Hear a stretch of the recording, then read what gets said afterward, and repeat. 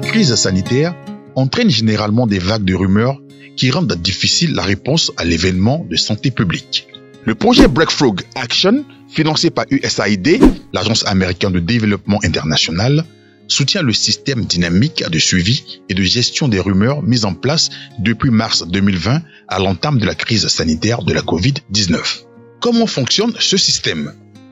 Le système de gestion des rumeurs soutenu par Breakthrough Action est alimenté par deux principales sources qui sont l'écoute communautaire et l'écoute sociale. L'écoute communautaire consiste à écouter ce qui se dit dans la communauté. Dans le cadre du système de gestion des rumeurs, elle est assurée par les opérateurs des lignes vertes 143, 106, 101 et 125. Ces derniers reçoivent des appels de la population sur diverses préoccupations et saisissent les informations qui leur semblent être des rumeurs dans la base de données DHIS2.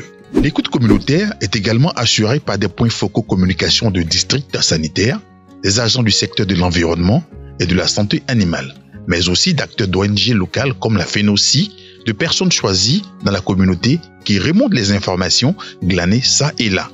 Enfin, viennent les acteurs et animateurs de radio de proximité qui, au cours de leurs émissions, recueillent et remontent les informations qui paraissent être des rumeurs. Tous ces acteurs sont appelés informateurs clés.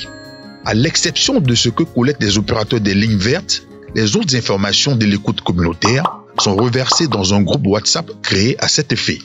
L'écoute sociale, quant à elle, consiste à écouter et recueillir les opinions des populations à travers les réseaux sociaux. Cette écoute se fait au moyen de logiciels spécifiques qui scrutent les différentes plateformes et captent les informations qui semblent être des rumeurs à partir d'un algorithme bien défini. Que fait-on des rumeurs collectées?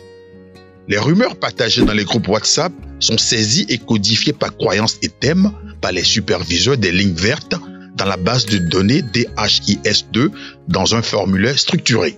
Ensuite, une analyse mensuelle est faite par le groupe technique de travail et communication sur les risques et engagements communautaires GTT-CREC pour déterminer les rumeurs nouvelles et anciennes, les nouvelles et anciennes croyances, mais aussi faire le point de celles présentes lors du dernier rapport qui ont disparu.